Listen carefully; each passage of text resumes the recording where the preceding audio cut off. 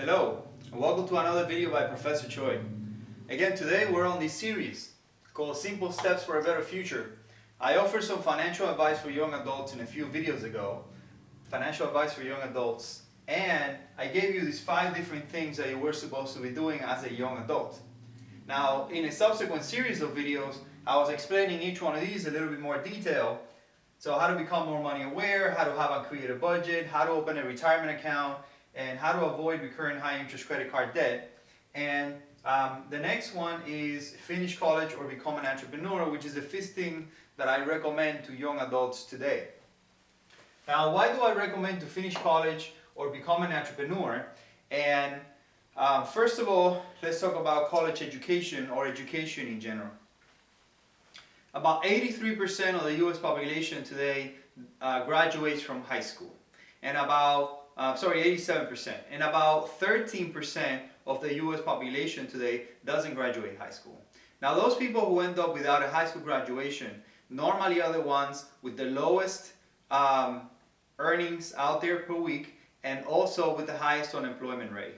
So if you look at the comparison between somebody who graduates high school and somebody who doesn't graduate high school, it's already better to graduate high school or get your GED.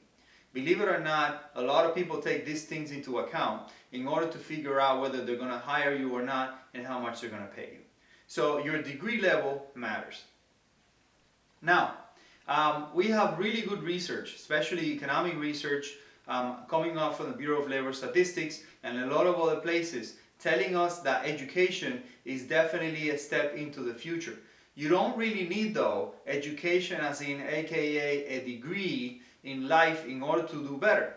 There are plenty of ways to do better in life, but an education, it's almost a way to be certain to do better than other people who don't get it. So all this stuff, of course, is always comparing somebody who doesn't get education compared to somebody who does. So what exactly am I talking about when I say education, and specifically why do I bring up college?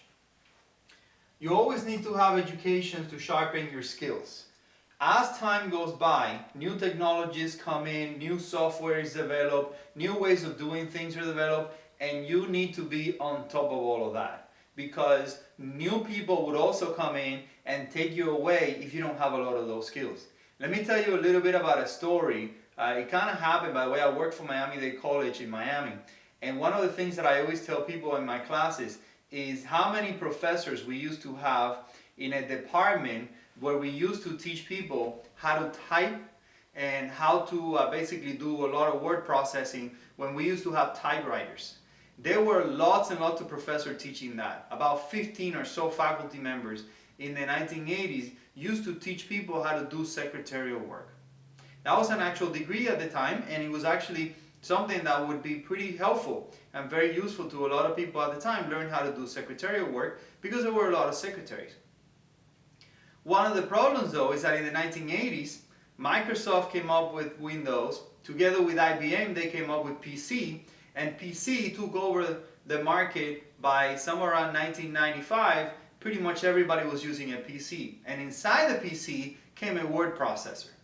Now, word processors basically turned a lot of that department into nothing, because we used to use typewriters to teach people how to do all of that, and now the word processor will take away a lot of the things that we used to do in that typewriting class and then turn it into basically don't have to worry about it, the word processor will do it for you.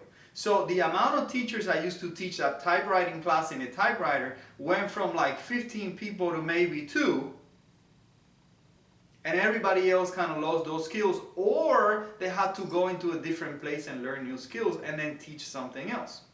Obviously, by the way, if you already know how to use a typewriter, then you know how to type correctly, and typing skills are still useful today. Becoming, by the way, less useful every time the software that listens to you and recognizes your voice gets better and better. And today we have a lot of those assistants that will do that for you. So you can talk to them and they type for you. So that software is getting better and better, and therefore typing may be a lost skill at some point. Now, in any case, you need to sharpen your skills over time. So learning something new that will be useful for you, or something that will make you money over time, is always very useful. The next one is just to finish a degree so you can get a better job. There is a ceiling for a lot of these jobs. I don't know if you noticed, but every time you go to a job listing, they have all these minimum requirements. Now, some of those minimum requirements are minimum requirements established by law, but a lot of those minimum requirements are not really there by law, but they are, there's something that the HR department would always look at. So if you don't have your minimum requirements, then normally you get dropped out of the list of candidates that are available for that job. Another story, I had a student, kind of like on the elderly side, taking one of the classes that I teach at Florida Atlantic University, and she was working in the banking system for basically more than 25 years at the time that she was in my class, but she only had an associate's degree. And even though she had 30 years of experience and fully competent on anything that she was doing, she couldn't get that job advancement because she didn't have a bachelor's degree. So she came back to school to finish that bachelor's degree so she could get into the job that she really wanted. And she started noticing, of course, that a lot of people started passing her because they did have that bachelor's degree. So a lot of young people will basically come in and pass her on the job because she didn't have it, even though she had 25 years of experience. So today, there's a lot of jobs that have that requirement that they say, well, minimum requirement this, minimum requirement that, and education is one of those minimum requirements. Now again, if you're young, and this is advice for young adults, I know older people tell you this all the time, but you don't quite understand until you get older. You simply don't learn the same. Somehow when you're in your late teens, or basically in your 20s, the way in which you absorb information is so much faster. And by the time you get to your 40s, your 50s, and your 60s, a lot of these skills seem to be slowing down. Therefore, by the way, for most people, some people have absolutely wonderful ways of keeping all those skills up. But for most people, what ends up happening is the younger you are, the easier it is to absorb a lot of this information. Therefore, the easier it will be for you to get that degree. Not to mention, a lot of young people are still living with the parents. So basically, they got a roof over their heads. They don't need to worry about a lot of stuff. And therefore, life is basically just education and whatever else you want to do with your life. So it's a heck of a lot better. Once you have a mortgage, once you have children, once you have all these things in life, then it's a little bit more difficult to take all that time off because you have to work in order to maintain all that stuff you gain over time. So education is usually better earlier in life, and the farther you can go, the better. Now, not to say that you should stop once you have it. There's always a way to learn a little bit more, and there are plenty of schools out there willing to give you a chance to get, say, a master's degree only on the weekends, or get a master's degree or a bachelor's degree only at night or something like that. So most schools today are very flexible. Not to mention, as I've been saying in a lot of my videos, today community colleges like Miami-Dade College, Palm Beach State College, and Broward College can give you a degree up to a bachelor's level. And a lot of those degrees are useful in the area and something that those community colleges will be willing to let you in, even if you don't have all those qualifications that you want, because they really want all those students, and the purpose of a lot of those community college is to take that adult population and turn it into a more useful adult population. So, education should really be a lifelong process of improvement. It should not be something that you just kind of get and then after that forget, because all of those skills will kind of go away. Alright, so you really need to be thinking about that. Now, let's talk a little bit about why do I bring up college in general. So why do you need to either get a college degree or become an entrepreneur? Alright, so if you look at the earnings of people from the moment that they get out of high school and they retire, one of the things that you're going to notice is that somebody who basically jumps into the job market is going to be ahead of a lot of their friends that are still in school. So if you think about money, somebody who jumps on the job right out of high school will normally jump at a higher level than somebody who didn't get a job right away and decided to start working. Now, decided to go to school. Now, their income level is going to grow, but at a lower pace, and then eventually they're going to hit that ceiling and they're basically going to get stuck. Now, somebody who decides to go to school after high school, what will normally happen is they may have to actually get into debt to go to school, which is my case and the case of a lot of people that I know, including family members. So basically, you go into school, and then immediately as you go into college, you're going to go into kind of like a lower amount of money, and sometimes even negative, because you got to borrow money in order to go to these places. So if you got to borrow money, you enter the market with debt. All right, now you're going to be making less money than your counterpart, or even get into debt as this is happening. But once you graduate, you're going to jump into the job market, and then what's going to happen with that is that you're going to jump into the job market at a very similar level than your friends that just graduated high school, and then even higher depending on theirs. And then eventually you're going to be able to pass them as you get better and better, and your end point is higher than their end point by the time you retire. So again, you enter at a full disadvantage, but then by the time you finish, you normally come into the market with a heck of a lot more money than they start with. And usually within about, let's call it 10 years or so, you've caught up to them and passed them.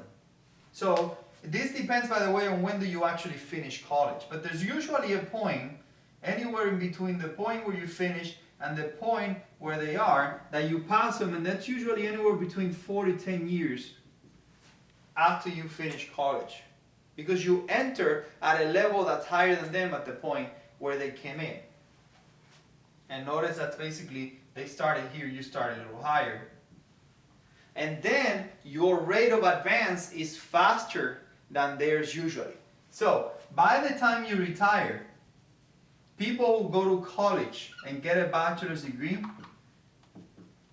normally earn at least $500,000 more than their counterparts that only went to high school. $500,000 more is a huge difference. And that does not include, by the way, a lot of the benefits that you normally get when you have a full-time job with one of these good companies. As I was mentioning before, opening a retirement account is usually a heck of a lot better if your corporation or whoever you work for is willing to help you with that, because they match a lot of those contributions that you put in up until a certain amount of your income level. So normally, not only do you end up earning about $500,000 more, but you also get all these benefits that people who don't graduate high school or only graduated high school normally will get stuck at some point in a lot of those jobs because they did not sharpen the skills as time went by. Now, if for whatever reason you know that education is not for you, and this is a case for a lot of people. I got plenty of family members as well that really education is not for them. They don't like sitting in a classroom. They really don't learn very well by just sitting there and listen to a professor kind of like blab about stuff all the time. And a lot of people are actually don't quite understand how education works at all. So if you're one of those people and you're really not into it, then that's fine. I got a couple more ways for you, okay? You need to become an entrepreneur. Or you need to learn a trade. Now this one right here is a little tricky because you have to be a specialist.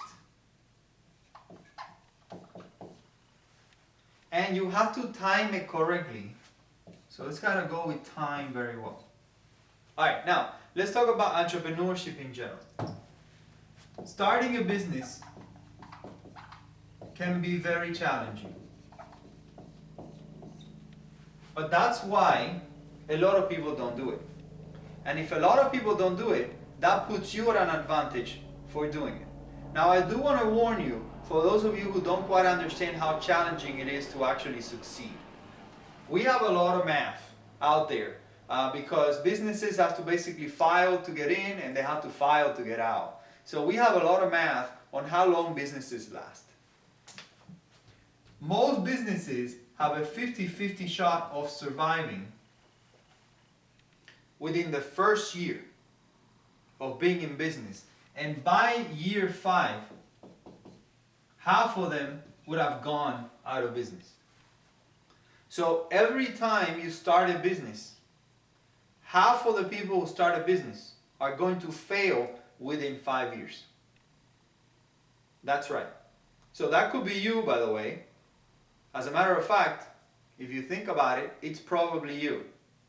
So entrepreneurs have one of those things where basically they have to figure it out and then they learn by making mistakes. But at some point, they make it. Especially if you're one of those entrepreneurs that just keeps trying and keeps trying and keeps trying and doesn't give up.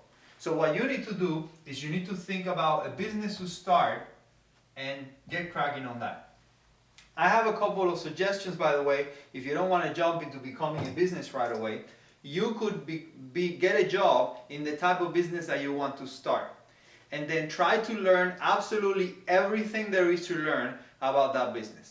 Let's say, for example, you want to open a restaurant, but you really haven't worked at a restaurant before. Then get a job at a restaurant. Learn how servers work. Learn how the cashier works. Learn the software that they use all the time.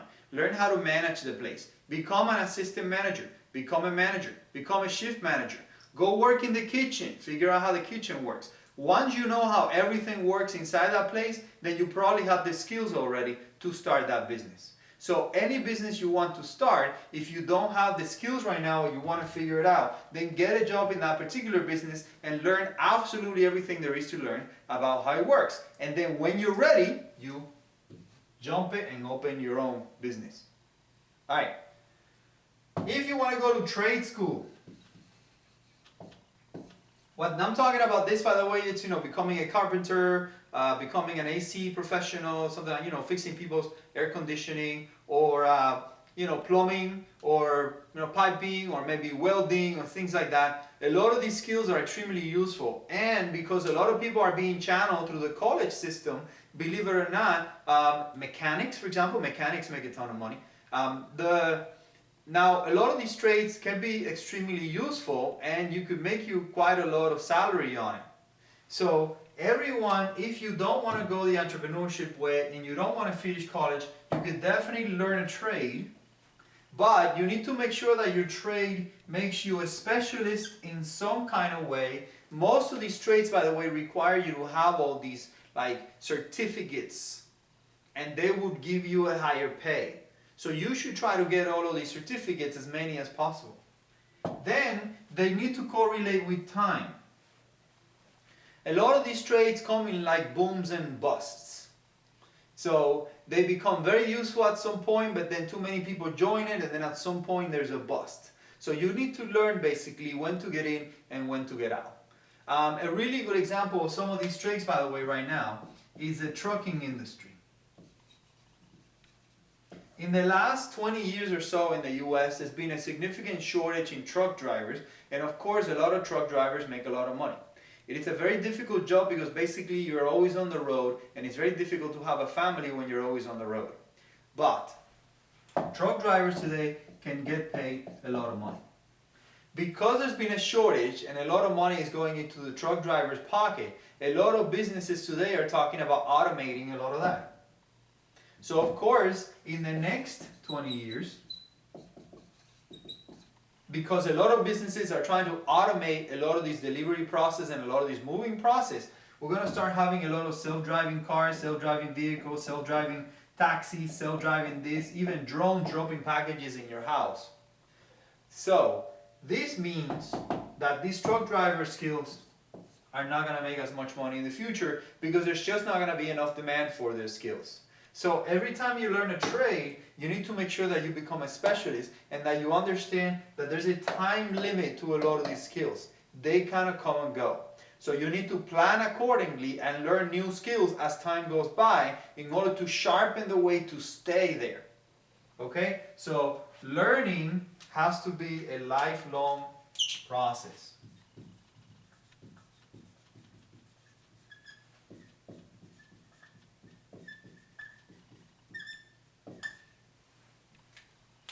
Alright? Thank you for listening to Professor Choi. Again, this is a 5th video on financial advice for young adults. Thank you for following me. Have a good one.